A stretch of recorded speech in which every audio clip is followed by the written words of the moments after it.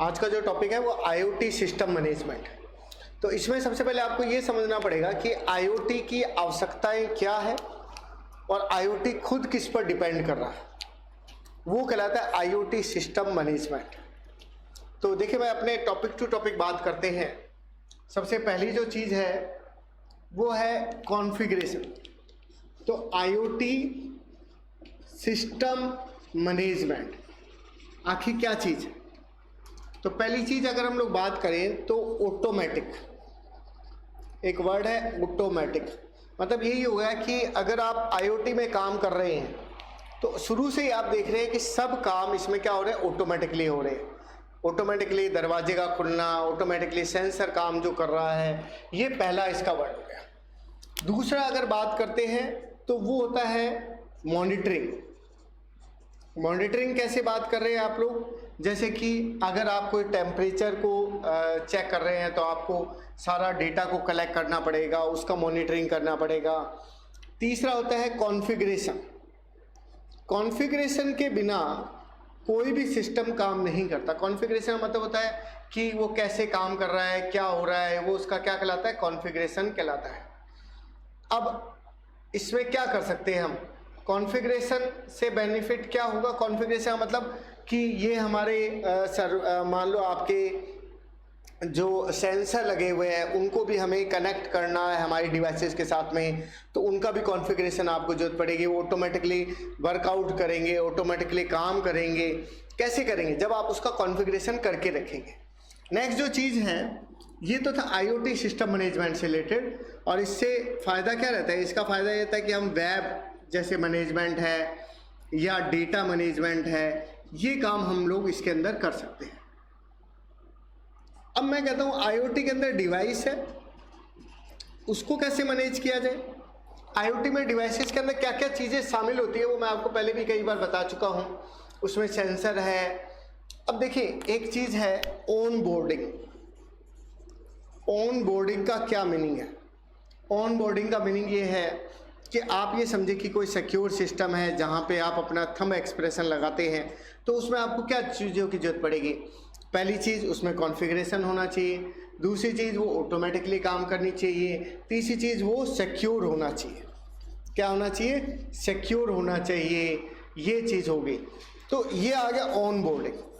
दूसरा अगर हम टॉपिक अगर बात करें तो इसमें हो गया कॉन्फ़िगरेशन। कॉन्फ़िगरेशन मैं आपको पहले ही बता चुका हूँ कि जो भी सेंसर है उनका हमें कॉन्फ़िगरेशन करना पड़ता है। और इसके अलावा होता है मेंटेनेंस। मेंटेनेंस में क्या होता है? मेंटेनेंस का मीनिंग क्या रहता है कि अगर एक एग्जांपल देखो, जैसे ये तो मैंने सिक्योर सिस्टम का बताया था, पासवर्ड से रिलेटेड। आपके पास कोई सॉफ्टवेयर है, उसमें क्या आ सकती है? उससे बग्स आ सकती है, एरर आ सकती है, तो ये उसको ऑटोमेटिकली क्या कर देगा? करेक्ट कर देगा, सही कर देगा। ये कहलाता है मेंटेनेंस। मेंटेनेंस। और एक वर्ड होता है, उसी को हम लोग बोलते हैं डायग्नोसिस। डायग्नोसिस का मतलब उन कमियों को देखना और समझना। तो डायग्नोसिस क्या होता है? डायग्नोसिस का मतलब उस कमियों को सुधार करना, वो उसका क्या कहलाएगा?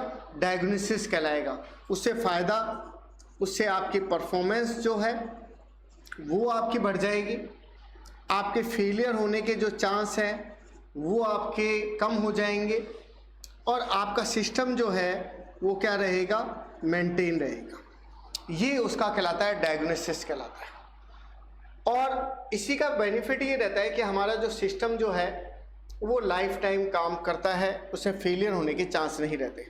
तो ऑन बोर्डिंग मैंने बता दिया, पासवर्ड वाला। मेंटेनेंस बता ली, कोई सॉफ्टवेयर है उसमें बग्स है, एरर है, उसको ये रिमूव करेगा।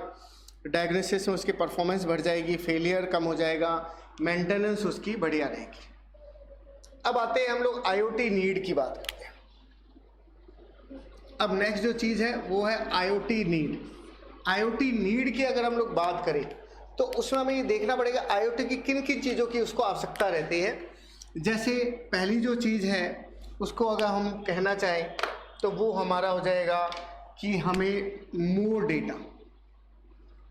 जैसे एक टेम्परेचर चेक अगर आप कर रहे हैं तो उसमें आपको सब तरह का डेटा की जरूरत पड़ेगी। ह्यूमिडिटी कितनी है, टेम्परेचर कितना है, या आप मौसम के बारे में कोई जानकारी दें, तो जितना आप डेटा देंगे उतना ही अच्छा आप क्या कर पाएंगे, डिसीजन ले पाएंगे।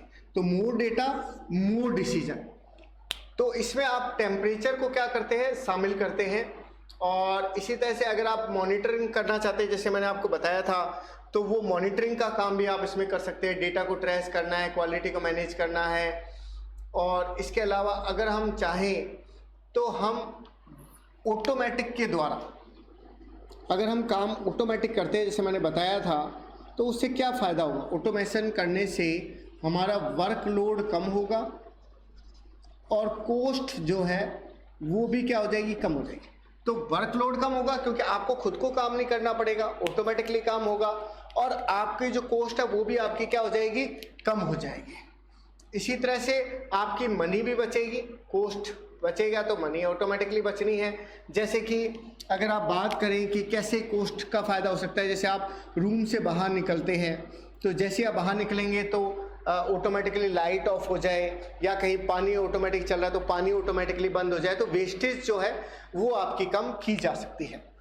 इसी तरह से अगर आप बात करते हैं, बेटर क्वालिटी जो है वो आपको इसके अंदर मिलेगी। टास्क को आप मैनेज कर सकते हैं।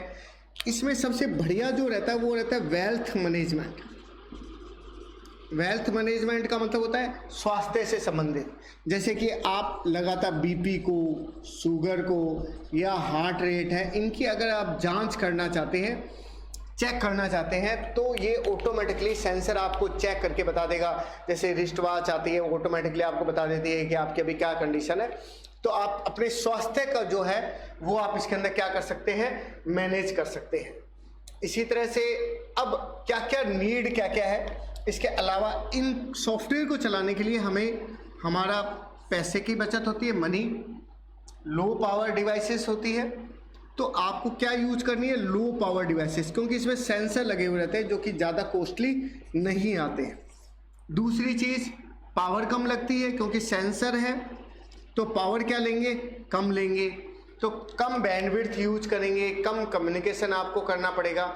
स्पेक्ट्रम, अब जब भी आपका जो सेंसर जो है, एक तो सेंसर क्या होता है, छोटा रहता है, और वो जो यूज जो करता है वो सिग्नल्स का यूज करता है, और उसमें स्पेक्ट्रम्स होते हैं, और स्पेक्ट्रम जो होते हैं वो गार्ड बैंड का यूज करते हैं, जिसके कारण इंटरफ्रेंस जो है वो क्या आती है, कम आती है। इंटरफ्रेंस का मतलब होता है एक का जो डेटा है वो दूसरे के अंदर मिक्स हो जाता है, उसको हम लोग बोलते हैं इंटरफ्रेंस कहते हैं। और स्पेक्ट्रम के बाद में अगर हम लोग बात करें तो ये ज़्यादा से ज़्यादा